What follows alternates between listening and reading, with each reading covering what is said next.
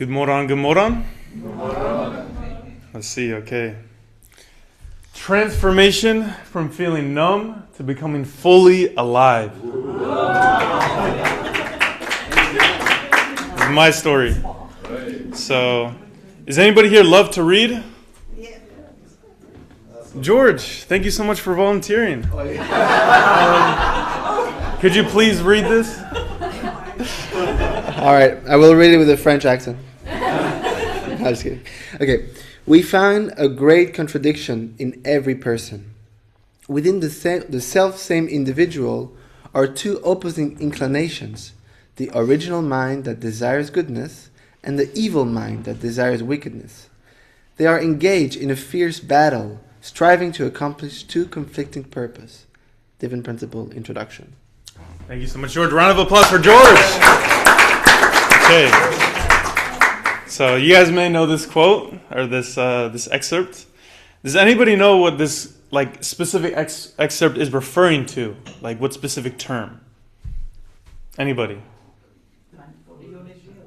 Human nature. Any other guesses? It's like a term. Conscience. It's a state. Fallen nature. No. It's a state. It's a condition. It's a condition. Contradiction. Close. Human fall. No. Close. Nicky, you have to repeat what we say to the people online because they don't hear us. Cognitive dissonance. Wrong. Yes. Contradiction is the closest. It is midway position. So, I'm sure you guys are familiar with this. I hope so. But yeah, the midway position is a conflict between two opposing poles, between good and evil. And I'll throw another word at you guys, another big old word, numbness. Do you guys know this word? If you speak English, then yeah, I hope so. So numbness, exactly. Anne-Marie, thank you so much. What this word means, actually I wanted to ask you guys, what do you guys first think of when you hear the word numbness? Apathy. Not like feeling anything. Not feeling anything. Lost. Lost. Disconnected. Disconnected. In the back, anybody? Not alive. Ooh. There we go. So, here's my definition of numbness. The constant avoidance of feeling your emotions triggered from intense stress, emotional pain, or burnout. 2025. So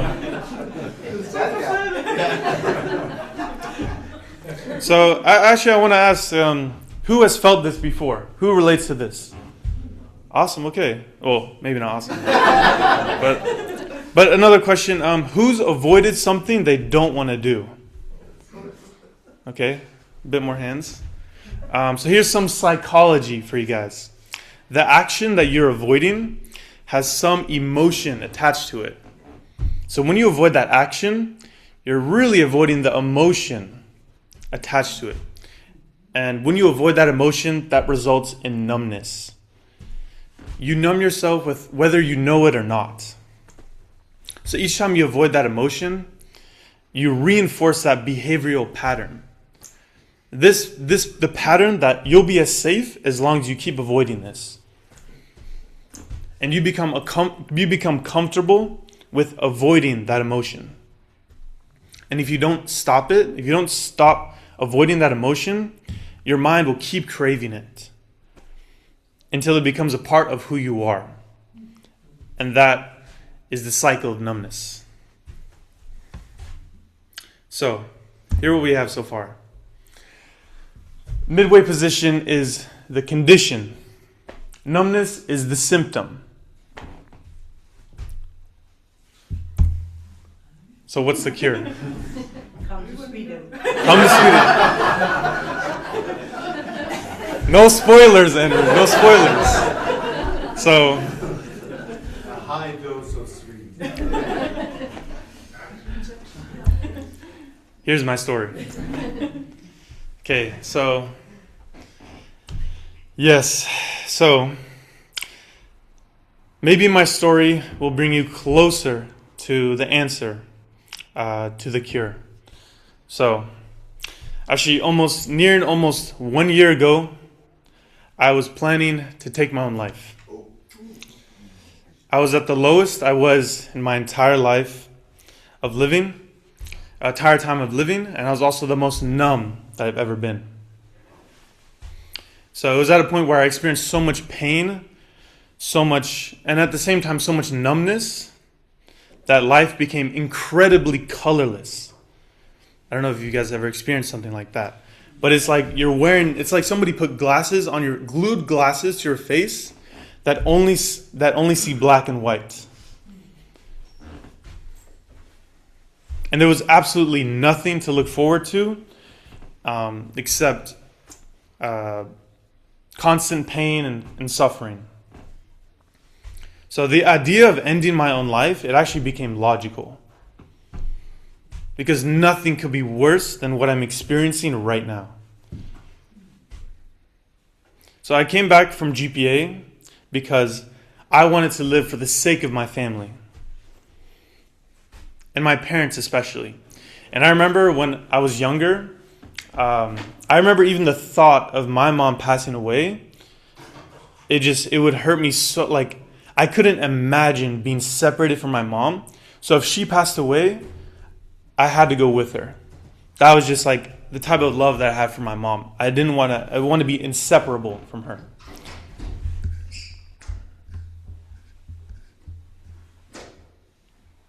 So family was the thing I lived for, the people that I lived for. So coming back from GPA, I did exactly that. I lived for my family. I was trying to figure everything out, figure out my life, figure out my career, so that I could take care of my family. I want to be as rich as possible so I could buy them a house, let them live in the countryside, and happily ever after. And I also tried living out, I tried to be as perfect as possible. That was waking up early, doing yoga, doing meditation, reflection, prayer, working for hours. And I was extremely committed to this, and I wanted to become more perfect every single day. And I even started reporting to my parents every single week, which is extremely unusual because my family is very surface level and you don't really talk about anything really deeply. But I felt like they deserved to know how I was doing because I was their son. But suddenly, everything stopped. I stopped waking up early. I stopped doing anything. I stopped working. I stopped doing yoga. Everything. I just stopped. I stopped reporting to my parents. So what happened? What happened? I got let down. I got hurt. And I got burnt out. I invested everything. And I felt like I got nothing. But that's the thing. Real love doesn't expect something in return. Real love is to first acknowledge that you were loved first by God. And that's why you have something to give. Because God gave to you first. So from then on, from that point of feeling like I got nothing in return, I slowly drifted into isolation, to negativity, to victimhood.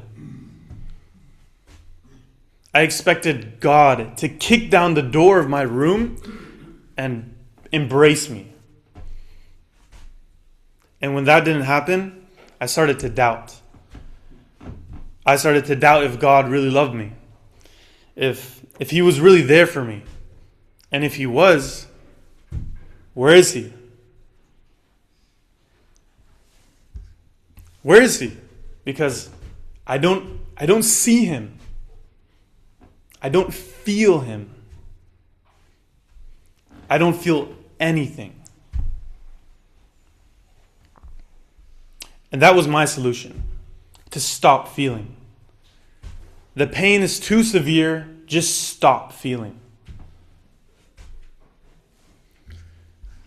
One day, my brother, maybe you guys met him, he was here actually in Sweden. He asked me out of the blue if I wanted to go to Germany with him and my mom to visit some relatives. And I was like, the thought of being alone with my family, the people I'm struggling with the most, that I feel like are causing me the most pain, I am not going with them. Definitely not. That's the last thing I want to do. But then my brother said, since we're in Europe, maybe you could visit Sweden. For the first time in months, I felt something. Guys, I felt something.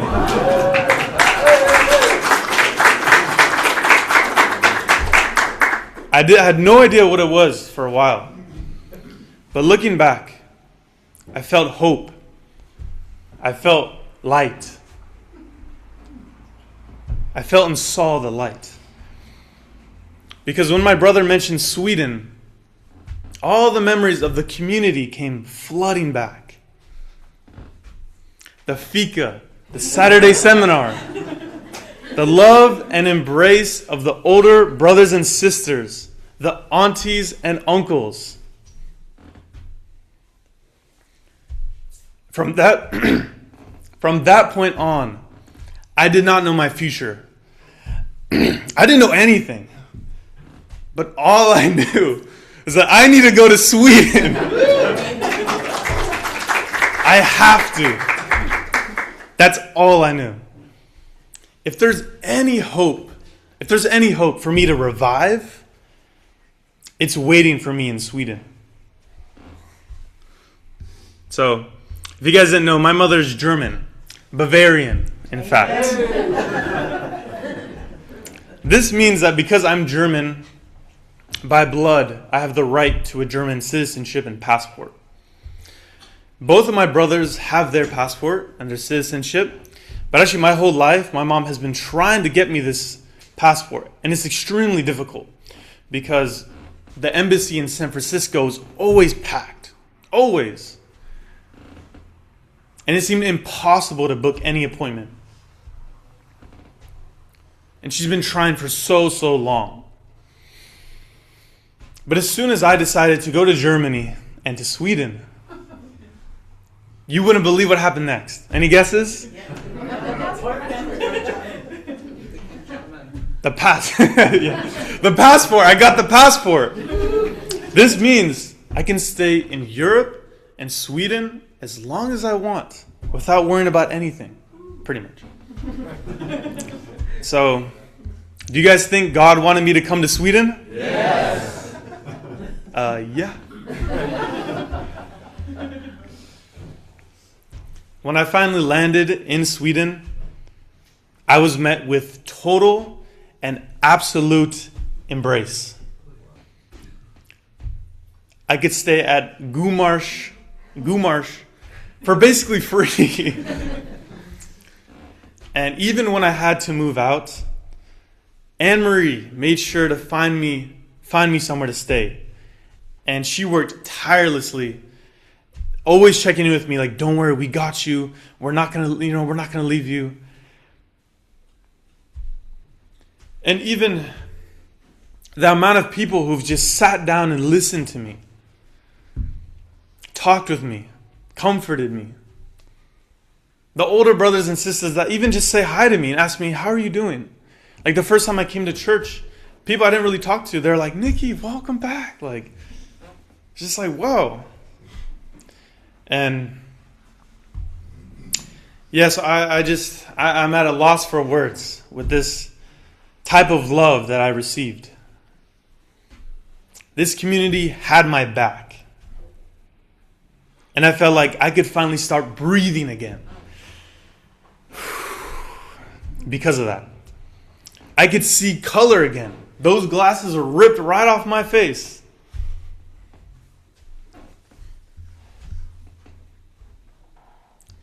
So, ladies and gentlemen,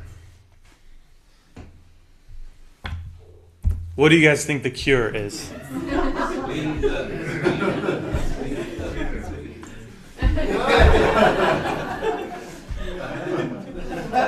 Finger. All of you guys, here's the cure. If you are somebody who's experienced numbness, it doesn't have to be as intense as I was.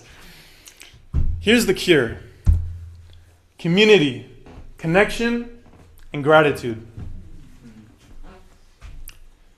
God and community are the antidote. If you're numb, reach out. Because there's so many people who want to connect with you, who want to listen to you, who want to love you. But they can't help you if you don't ask. And I encourage that you, even if you're not struggling with numbness, that you reach out to somebody to connect, because you never know what somebody's going through. Somebody could be in the worst spot in their life and they're not even showing it, and you would have no idea.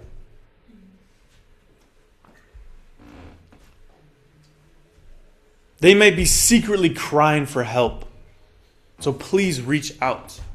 It doesn't take much. We have phones. We can make a text in 1 minute. To ask somebody that pops in your head randomly, I'm thinking of you. It takes 1 minute.